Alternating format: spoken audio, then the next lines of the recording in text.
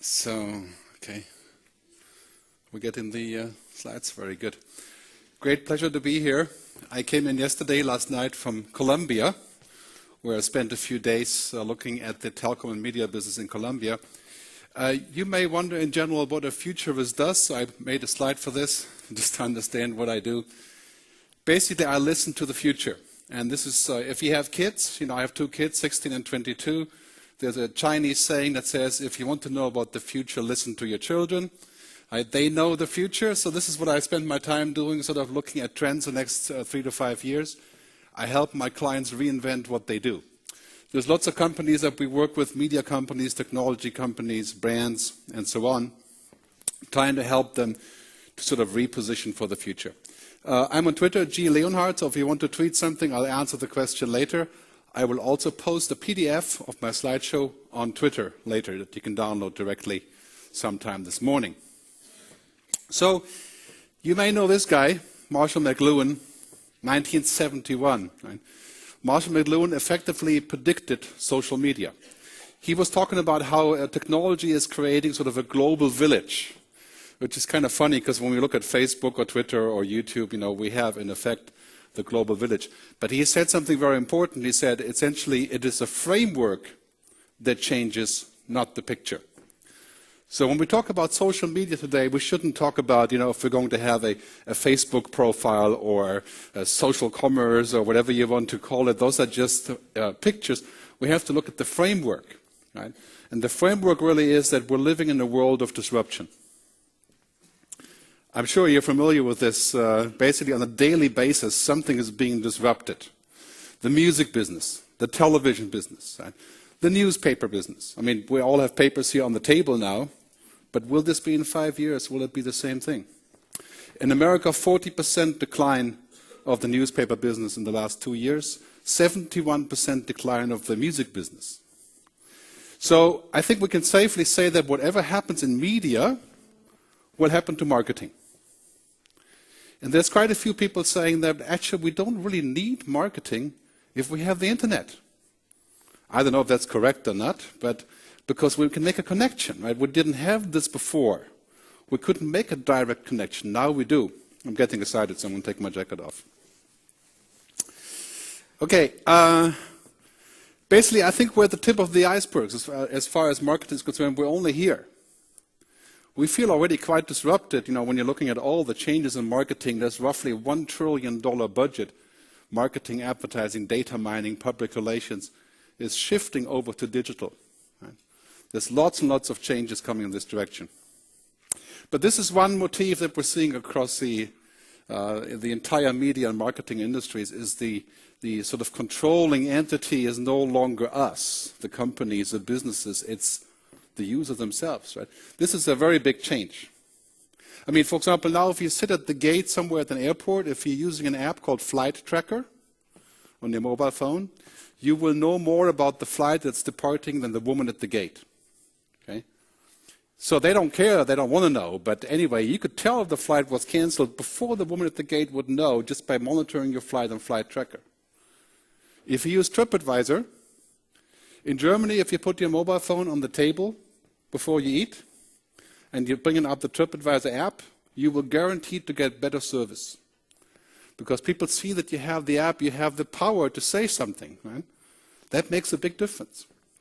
So now this idea of a captive customer, we use in marketing often the sort of military terms, campaigns, implementation, captive things, So this is, I think it's ending. We're basically going to a system failure if we're looking to capture people and to tie them down. I mean, for example, iTunes. Right? You guys use iTunes for buying music? Okay, some people do still. Okay, it's about 18 billion downloads in the last 8 years. But iTunes is essentially a captive system. This is why you only have 2 or 3% of the entire population is using iTunes, even though it's cool, it works, right? It's expensive, of course, but it's a closed system. And take a more open system like YouTube. The kids today, when you go to a party, they don't download music to play for free. They play music from YouTube, right? Because it's an open system. It works. It's free, of course. It has links and so on. So We could safely say, I think, old-style marketing was sort of like this, quite a simple game, right? A chess game with two pieces. You know, a product, the user, play the game. Now we have a game like this, to where we can say, now the users are all on one side, and here's us on the other side trying to create a new kind of chess game. Right? There's quite a difference there. I think the difference really is user control. Right. Of course, this is not new to us, but really what does it mean when the user has control over what we're doing, spreading the message or changing something? For example, in television, where I do quite a bit of work, we have the rise of what we call social TV. Okay? This is television where people are connecting to each other. 42% of Americans are on the internet doing something else while they watch TV. There's probably quite a few people in Norway doing the same thing, you know, Facebook or Twitter or whatever you're doing while you're watching TV. But this is the biggest trend, is that we do other things while we watch TV. In the UK, there's an app called ITV Live. It's part of ITV. And while you're watching the show, people are actually talking about it and twittering more than ever before at the same time while they're watching. And really, this is what happens. You know, we're creating mountains of data about the content. Right? We're commenting. We're actually doing stuff. And then, of course, it's mobile, and it's, you know, sort of on a global level to where we're all connecting. So social TV, you know, this is basically the biggest trend in television right now. The challenge is, of course, connected TV, social TV will also require connected marketing. In other words, if we're disconnected brands and we have connected marketing, then there's a disconnect. Right? Why would you want to connect with users if you're not really interested in talking? Okay. This is a very big problem, of course, because now we're all talking about social media, social marketing, whatever that means, but we're not really ready to connect. Right? I mean, this television allows, this is a Samsung television, allows us to install widgets where we can do other stuff. Somebody's at the dentist here next door, I think, or something. But we're actually not doing this in real life. We're not actually connecting in the same way. This, I think, is a very, very big issue in the future. So if you're seeing what's working out in the last sort of 10 to 15 years is the web native stuff. Right? Things that start with the internet. And I work a lot with clients who are old world clients, right? And they're like, this is not their world, right? Web native, for example, is a very simple example. Web native is the BBC iPlayer in England, right? Where you can watch all the TV shows wherever you are. If you're a British citizen, you can watch catch-up television, right? That's a web native idea. This app has 20% of the entire internet traffic in the UK at times, especially in the evening, right? And of course, it's publicly funded, so it's a little bit easier. Flipboard, many of you may be using Flipboard, right? On the iPad to read news. So starting with the internet, for example, Amazon, the Kindle, which now sells more books on the Kindle than in print. Right? This is how quickly it went in just 2 or 3 years. Right? The Kindle allows me to share my comments on books with other readers. This wouldn't be possible in real life. I mean, with real books, I'd have to send a fax or do something, write it down somewhere. Right? So I think today a lot of success is primarily based on the question, can it be web native? Can it only work because we're connected? And this is quite a challenge for many clients who are actually not that connected in many ways, still thinking about things that are sort of band-aids on the internet. Right? This is taken from my first book about 6 years ago, but it's still very true, is that we're moving from a world that had central entities to a world that is networked, right? From a one-to-many world to a many-to-many world. And I can attest to you right now, of course, the one-to-many won't go away. We'll have television, we'll have big companies, we'll have big banks, we'll have big government. That won't go away. But the many-to-many world is exploding with activities. And this is one thing that's kind of worrying, because the many-to-many world is quite chaotic. It's noisy. Right? All these things are happening at the same time. This is very much a challenge, I think. If you're not 15, it's a challenge to deal with all the stuff that comes down on you at all times, at the many-to-many world. As Marshall McLuhan said in 1971, the global village is not peace, harmony, and quiet. It's actually quite a chaos. Right? I mean, Twitter, for example, is the ultimate example of chaos, right? Of noise. How do you filter this? How do you deal with the multitude of opinions there? But I think very soon, noise making won't work. Because quite simply, we're not paying much attention to the noise any longer. Television advertising or newspaper advertising was kind of noise that we couldn't get rid of. Right? I mean, we'll go through the newspaper, we're going to look at the ads one way or the other. But on the mobile phone, would we accept somebody intercepting us and pitching us with stuff that we don't want? Probably not. Right? We want to get rid of the noise. So here's a couple of things about the future that I have compiled. I think most importantly, I think advertising is essentially becoming content. I mean, if you're looking back at the really interesting ads that we've seen in the last few years, they're not really ads in the sense of saying, buy this, right? They're actually content. I mean, it goes back to, what, 7 years ago, BMWfilms.com, if you remember. Right? A film series, no logos at all, just the cars. Right? Advertising is becoming content, and marketing is curation. Curation of ideas, curation of the process, curation of what we like, connecting people with ideas. Brands become publishers, that's kind of obvious. That's also obvious. But if you take all these 5 things together, then you can safely say this is sort of a pretty serious reboot. Right? Because marketing used to be about, basically trying to find a way to sell something, to pitch something, to find the right target crowd. Now it's like a creative process. Now it's content, essentially. So marketers are content producers now. Maybe content producers are also marketers now. Lady Gaga, a month ago, she came up with this game called Gagaville. You guys know Farmville? I hope you don't know Farmville. It's addictive. Your kids probably do, right? $350 million revenues last year by buying virtual tractors and flowers on Farmville. I've bought a few. So I have a big tractor and carrots, nice juicy carrots. But Lady Gaga now has a game called Gagaville. Right? And you could argue this is a game, but it's basically content. Right? It's about what she does. Will we have Audiville in the future? Probably. We already do, right? We have lots of apps you could download from Audi, which are essentially a bit like Audiville. Right? So, Kleiner Perkins, the original investor in Facebook, they summarized what's happening around the web a year ago. Mary Meeker said, it's about social, it's about local, and it's about mobile. Solomo. And I would add to that video, of course. So Solomovie, whatever you want to call it. Right?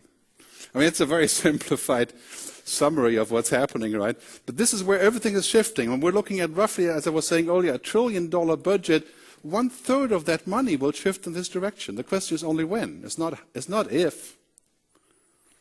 And of course, all the countries are vastly different in their speed in the shift. I live in Switzerland, which is a lot like Norway. In fact, that the shift will take a little bit longer in Switzerland, right? Because we're a smaller population as well.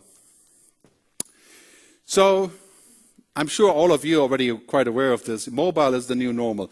We're not talking about the internet anymore being on computers or on cable devices or, making a big effort to go online in parentheses. Now, mobile is the new normal. We are essentially looking at the entire world reorganizing for mobile effort. For example, you can see here business-to-business things that are happening, widening networks, changing priorities, and so on.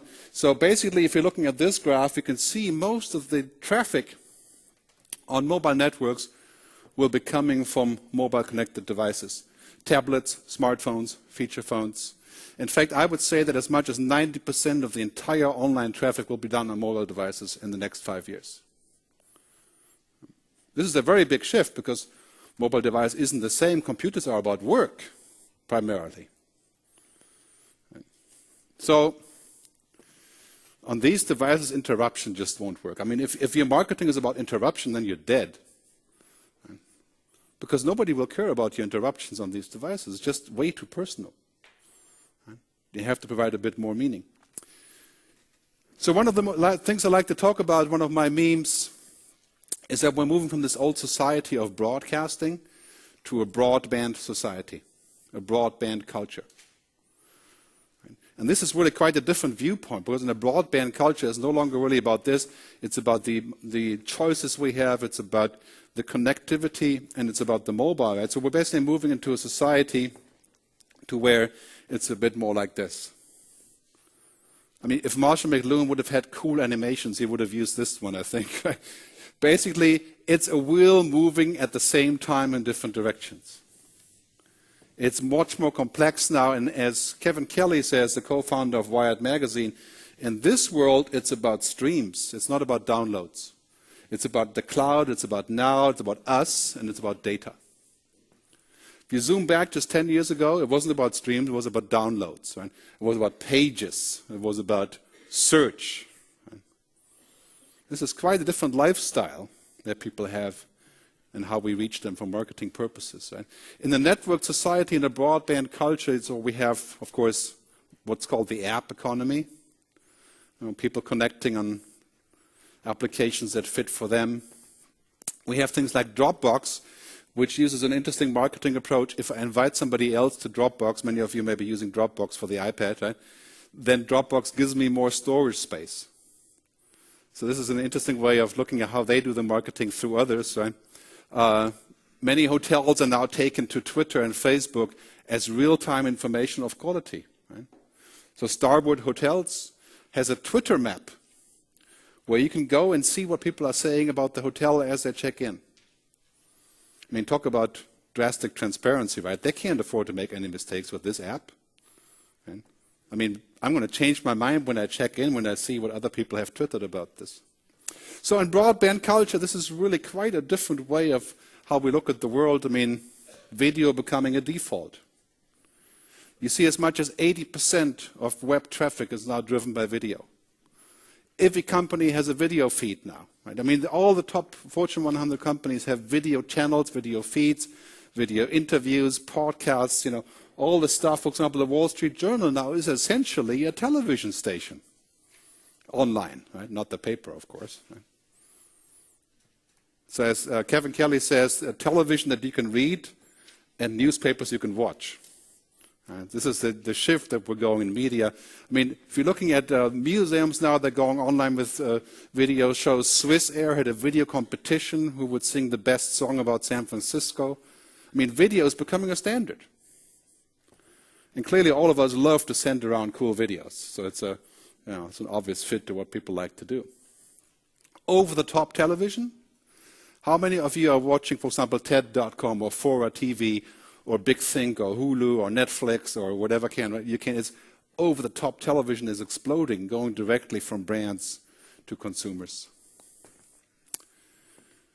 Again, if you have kids, you know exactly what I'm talking about now. We're people of the screen now. We're no longer people of the book. Which is kind of sad, in fact, because I love books and I sell books and I wrote books. I would like people to buy my actual book, right? But now we're people of the screen. And we're acting completely different. I mean, the screen is everywhere. It's in the car, it's in the airplane, it's of course in our pockets. It's everywhere. There are estimates saying that we'll have over 7 billion connected screens in the next 2 years. I mean, people connecting all kinds of devices, including at times where they shouldn't. Now we have pilots. Instead of carrying the handbook, they have an iPad. And of course, they're doing other things on the iPad as well, right? Because it's connected. Right? So people of the screen are entirely different people. Look at this. The music industry in 10 years, 71% decline. And why is that? Not because we hate music, not because we're too cheap to pay, not true, not because there isn't any good music, right? Because these people of the screen are different. They act different, right? They consume differently. So finally, 2 years ago, we have Spotify. I think you have that here in Norway, right? Which is a cloud-based music service. That's what people want. Took 10 years for that to happen. You know, good example of disruption.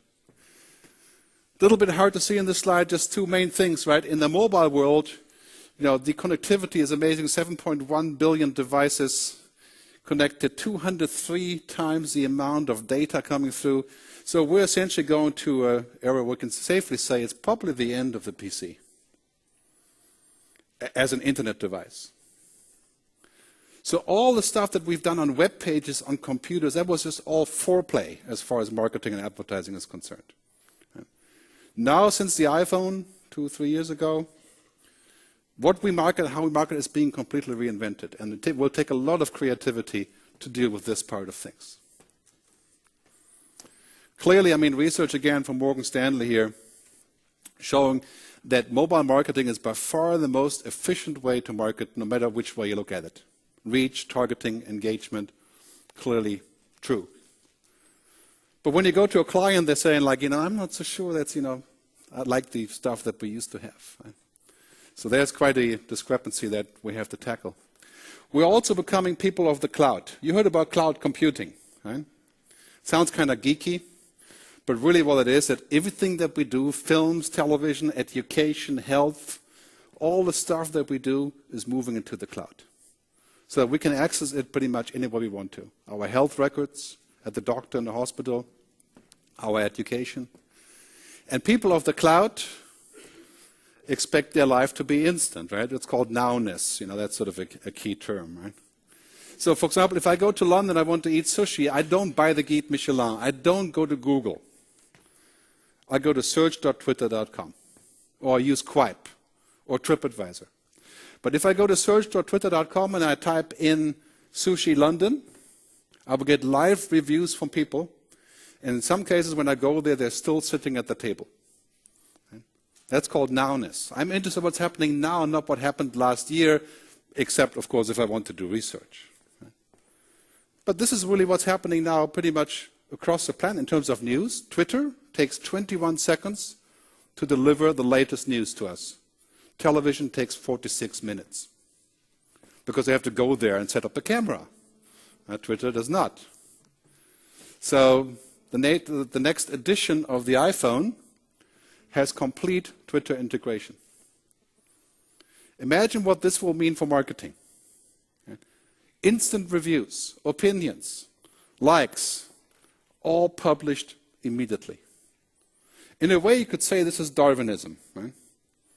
I mean, this is putting up a lot of pressure on the provider of whatever it is, right? I mean, whatever I'm going to say to you now, pretty soon you can just push a button and sink the ship, right? I mean, imagine what this will do to anybody, even a guy who sells hamburgers on the street.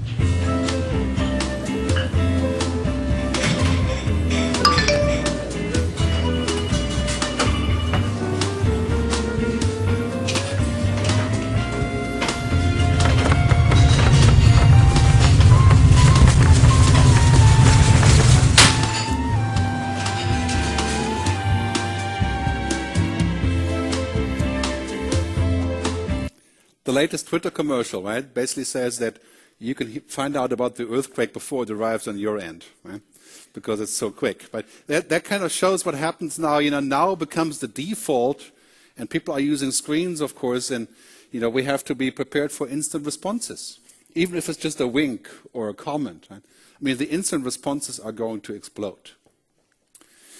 I will touch on this a little bit later, but one of the things that it really means is that we are pretty much at the end of lying.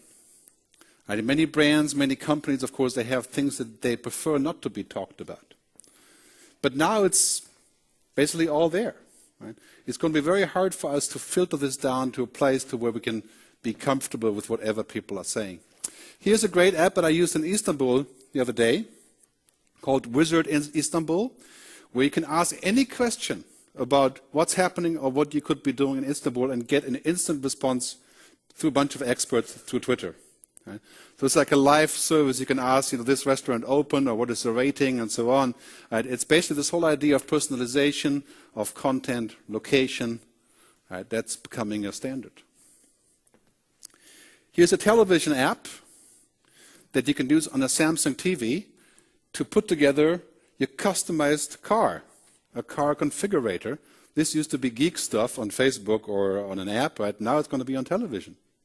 So you can watch a movie where the car is used in the movie, and then when you're done, you can configure your car and have it sent to you with an offer or a test drive. This is all stuff that we used to do, sort of on the geeky side, but pretty soon it'll be our mothers doing it. One trend that we're seeing, I think this was Business Week, 7 years ago. They're talking about the mass markets. This is the long tail. I'm sure you read the book. Huh? But we're finally here. We're probably going to see the end of mass anything. Mass music, mass markets, mass television. It doesn't mean it will go away. It will just become less relevant. For example, here we can see, going to 2008 only, unfortunately, is that more and more people are going to more and more different locations for travel. That's the red line. Okay? So we're all fragmenting. I mean, we're basically becoming a society that has a lot less mass culture than we used to.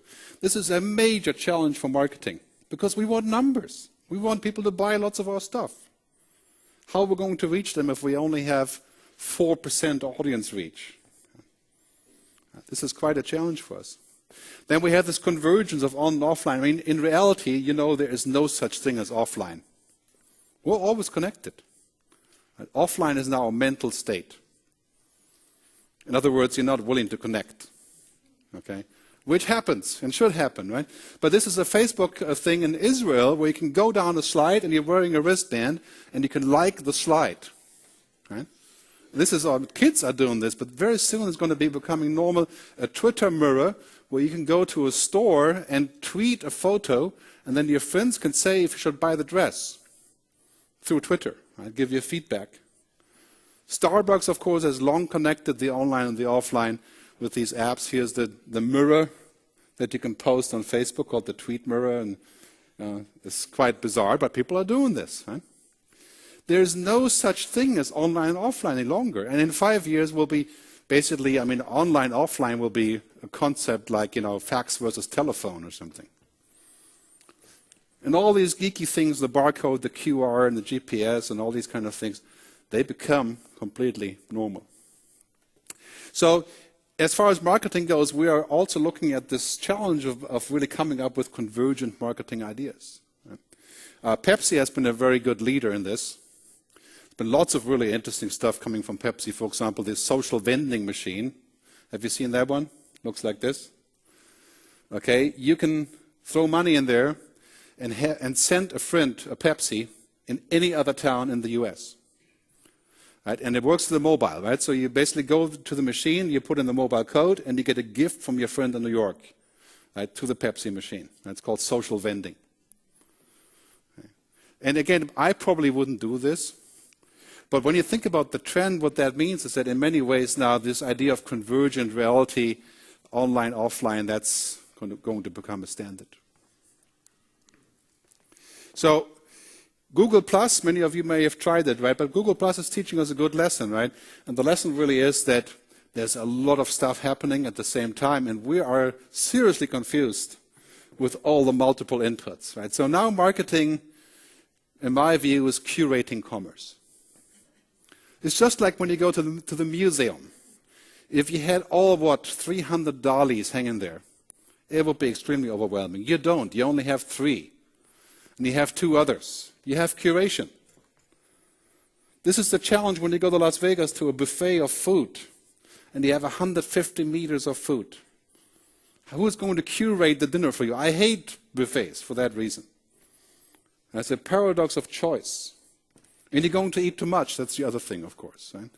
So now it's about curating commerce. You're going to buy too much. Otherwise, I think marketing really is sense-making now. I mean, there has been, of course, a great example of Apple, is that in a way Apple makes sense out of these things for us. It makes it easy, cuts it down to like only the permitted actions. Right? It makes it so much easier because it's a closed system. Right? So there's a lot of curation happening at Apple that, for example, isn't so much happening in the Android system. Right? So I think marketing becomes sense-making. And in this world that we're living in, where basically the television is going to split into tens of thousands of options. And that's already happening. I mean, I have a constant argument with my wife about getting rid of cable television. Because I don't need it. I can watch anything I want through the web. We're now living in a fragmented world that looks like this. So the future of marketing is basically the mission has to be, we have to be much better at targeting. Right? We have to make better matches. We have to get better data. So if you're looking at companies that have been successful for this, you can sort of argue that basically they had one thing in common, is that the product is the marketing. That's the Kindle, the Nike Plus, and Skype. And that's also not new, but now on the web, we're going to see a drastic development with this becoming sort of a standard. Look at the Kindle curve, right? Why is the Kindle so successful? Because it speaks for itself. The product is the marketing. And Amazon has a very simple motto I think would also fit for future campaigns that we're thinking about, is that basically it's about extreme customer satisfaction. And they are really good at this. That's something I think that we're going to see pretty much on a global level. And there's an upcoming book from Rohit Bhagwar talking about what we call Lionomics. Right? The idea of saying that basically what matters most is to be liked. Of course, that's also not new, but now on the web and the mobile commerce, that's really kind of obvious. So I think the future belongs to companies that matter. Not the ones that are the cheapest or the noisiest or the loudest, right? But the ones that matter. Here's an example, American Express. Right?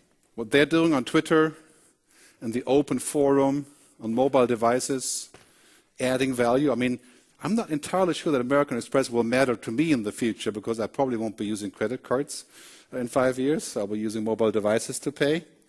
But it's a very good example of how you can put yourself in the position to matter. Chinese saying that goes right with this is basically saying that you can do all these things, but really what matters most is to involve people. And the most successful campaign in Brazil that I've looked at last year in person is this campaign from Fiat, right? Building a car for Brazil.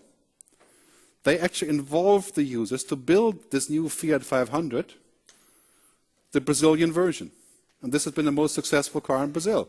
And it's not a very good car. But people love the idea of building this car and getting involved in deciding what it is. And these are not gimmicks. I think, of course, in many ways they could be considered a gimmick, sort of a better mousetrap, right?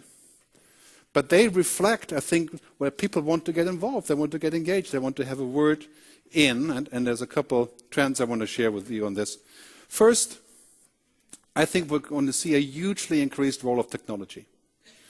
So in fact, if you're in marketing, you're becoming half a technologist, you could argue, because many of these things have to do with some sort of interesting new technology that you're putting to use. And this is actually quite hard when you think about that. Marketing usually is not the same thing as knowing about geeky stuff. It's also about emerging cultural practices. Here you see a guy who's using a QR code, a quick response code, right, or several people, to scan products. Right? But of course, if you were in the restaurant scanning your wine bottles QR, you would be considered to be kind of weird. Right?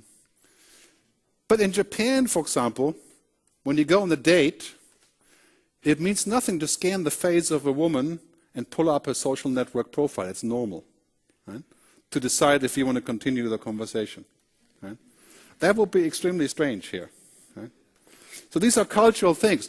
But if you want to know where the future is going, look for emerging cultural practices. I think that's quite obvious. I mean, all this stuff is going to happen. The question is, of course, in which context and which culture it becomes acceptable. The new iPhone will have a feature called the recognizer. This is already widely put in place. Okay? Basically what it means is that all of us that have any web page, any Facebook profile, any corporate web page, any Twitter, anything, will be recognized automatically by whoever wants to. This is a very scary thought, right? But this technology exists already. I mean, the idea of being recognized does have its merits, but also has issues that we in Europe are saying, like, I'm not so sure I want people to scan me everywhere I go and pull up my profiles. Right? So that's a big issue, I think, privacy. And then we have, of course, the fact that consumers are using more and more technology. As you can see here with BlackBerry, right? This is BlackBerry's biggest problem. They're looking towards business, but people are looking towards personal use of devices. Right? So you see, for example, what they're selling in terms of consumers. I mean, this is the problem for BlackBerry, total decline in the business market. Right? Very good example for looking in the wrong, barking up the wrong tree, you could say. Right? Now we have consumers using what businesses used to use, cloud computing, mobile devices. Right? You have consumers using hardcore technology. So now because of this, the consumer becomes this really interesting individual. You could say, actually, I sometimes call them the people formerly known as consumers. Because now they're all of these things. They're producers, they're participants, they're community, depending on who you talk to. The most common question I get from people is saying, like, okay, is this right or wrong? Should we do this or should we do that? Right? And the question I have to give many times is like, it depends.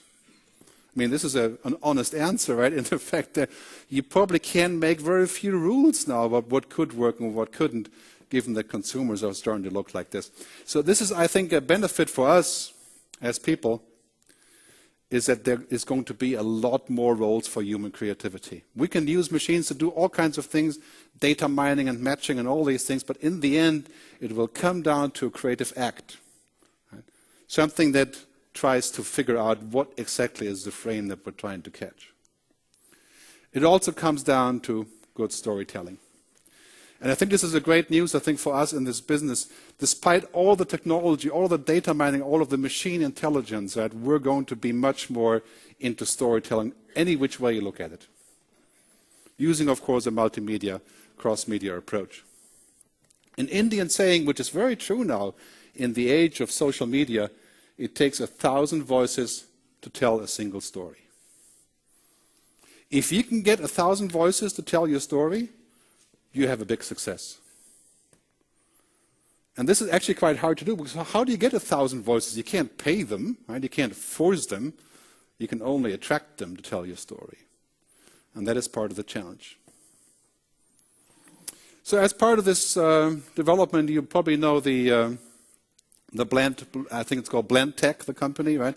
Blending iPhones, and you've seen the commercials, right? That's branded content that will explode. American Express again, Marriott, Facebook Games, Pepsi. Right? Pepsi has just launched a new campaign funding 10 new business ideas called the Pepsi10.com. You can go and check it out. But see what the chief engagement officer is saying of Pepsi is saying, we want to become a catalyst in culture rather than just a big brand. This is a pretty substantial claim here, of course. How do you become a catalyst in culture? But humanize brands. Right? We have so many machines, so much artificial intelligence, so much technology that now we're interested in humanized brands, right? And something that becomes tangible. Then we're going to face this major shift in the next 3 years. Automated translation. I've seen it work already at the Google Labs. But basically what it means is that I can speak to you in German, you'll hear it in whatever language you're interested in, whether it's Chinese or Norwegian or whatever, in real time, text and spoken. That means, for example, television. I can watch any television ad in whatever language I want to see in the next 3 years. This is a major shift that's going to happen in the next 3 years. This is a Microsoft commercial on the same topic, a girl speaking in English, a boy seeing it in Thai. You can see that or look at it or use it on a web page. I mean, already works on web pages. And this is a major shift, I think, for media. When you think about, for example, in Norway, people speak Norwegian in Norway, right? But not in South Africa. So in 3 years, people can read your Norwegian content anywhere in the world in whatever language. Major shift there. Augmented reality is the next GPS, next car navigation. I don't know if you tried augmented reality, but it's basically about holding up a mobile phone to an object or something with a barcode or whatever, and being able to see superimposed information, like here, holding it over a crowd, in a museum, at McDonald's, outside, in magazines, and of course with advertising. If you haven't looked at augmented reality, you should. This is the next GPS. It's the next standard for information. So, a word on the social networks. I mean, social networks, as you know, Facebook is approaching the 1 billion user mark. Facebook will go public next year and fetch an estimated $100 billion in a public offering. Essentially, social networks are the next broadcasters. They're the next radio and television. Think about this for a second. Facebook is essentially broadcasting us to each other. So whatever I tell you, you can read it, and then my fans can read it, but it's like a small broadcast channel. Very soon, Facebook and other networks, and there's about 10 of the same size as Facebook, are becoming broadcasters of television, Facebook TV, Twitter News Network, TNN, will be the next CNN. So social networks are broadcasters. And whatever your message is to your consumers, you have to use these new broadcasting platforms. Right? I mean, these are going to become a standard. I mean, Zuckerberg already said this 3 years ago. We have the most important distribution platform that has been made in a generation. We may have lots of issues with Facebook, but we also have issues with broadcasters. Right?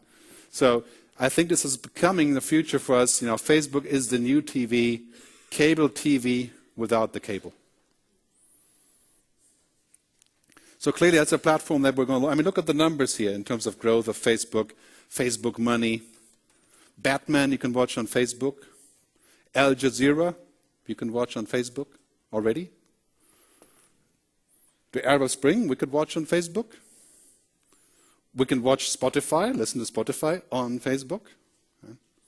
I mean, it's pretty amazing. Facebook is the third largest country in the world, outside of China and India.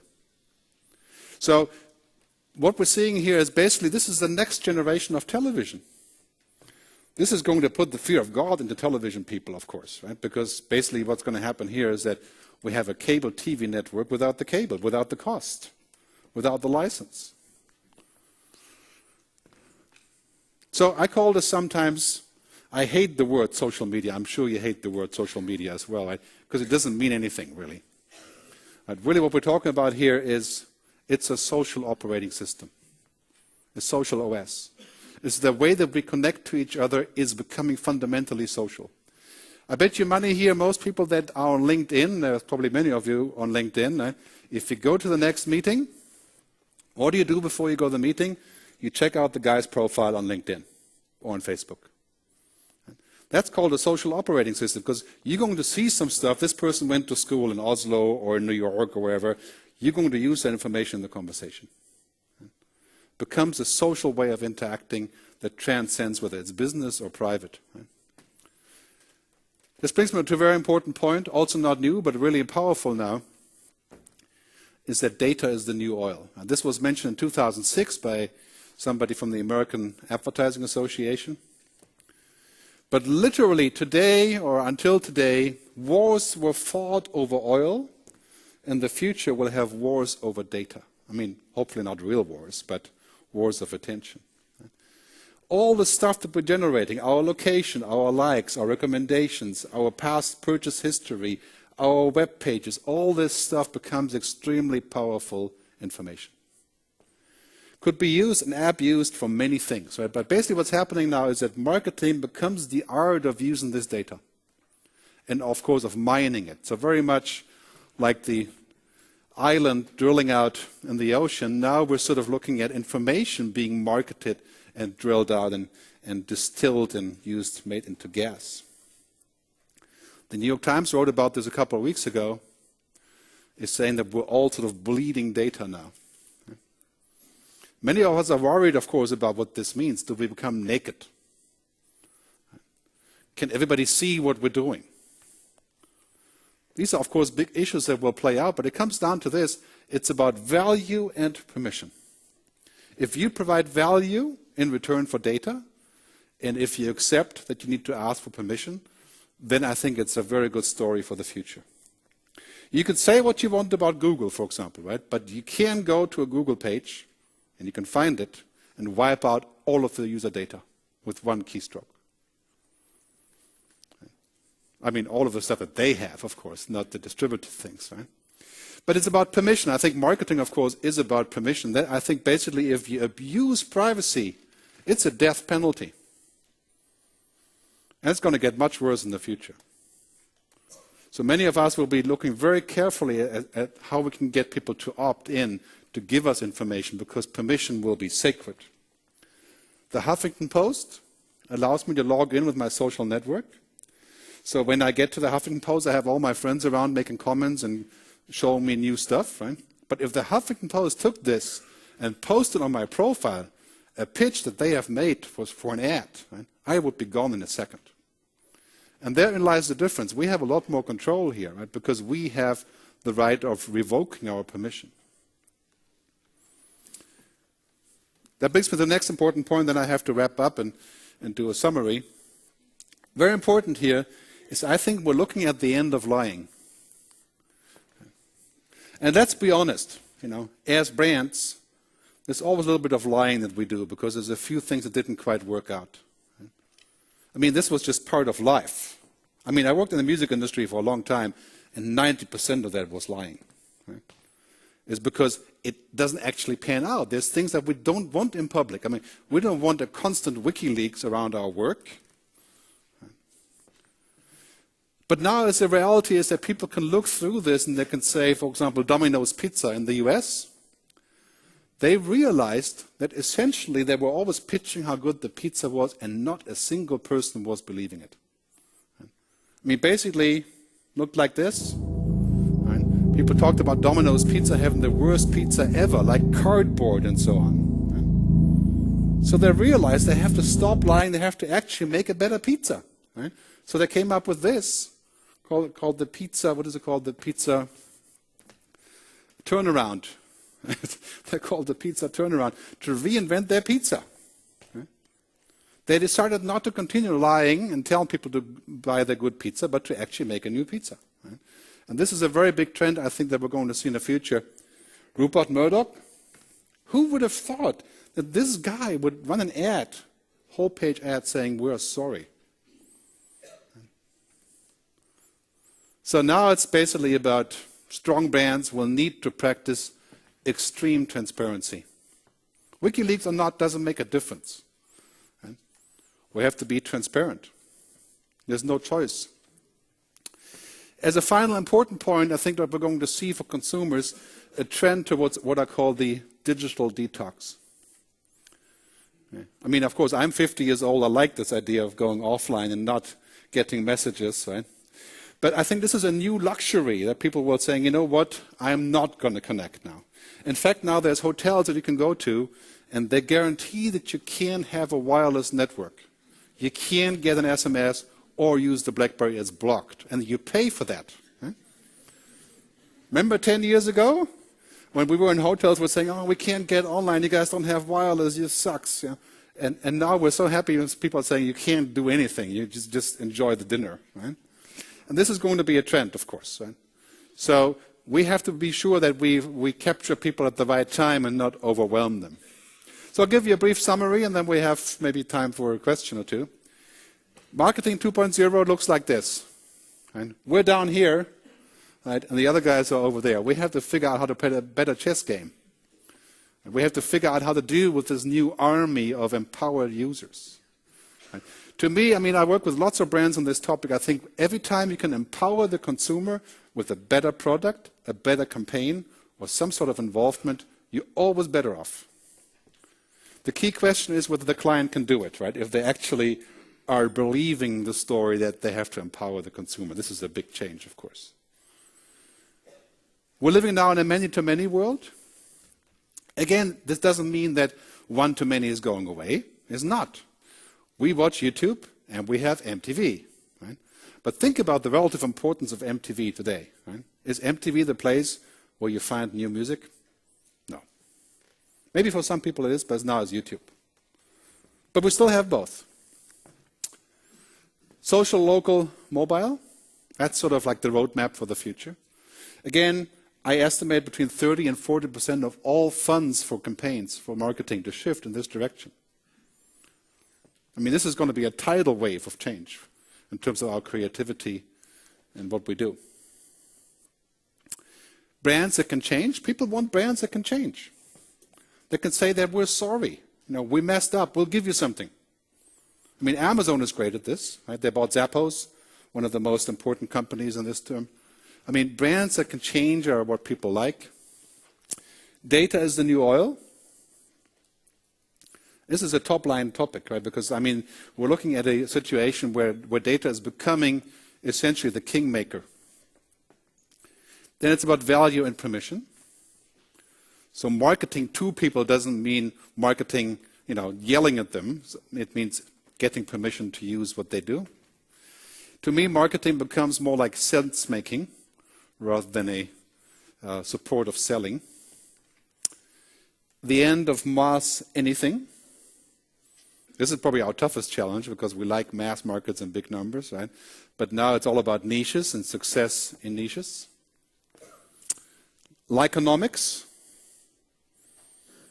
I'm looking forward to his book. I don't really know what the book says. I just love the term, but I think his book is coming out sometime later this year. But it's a very good term, I think, to think about marketing in the future.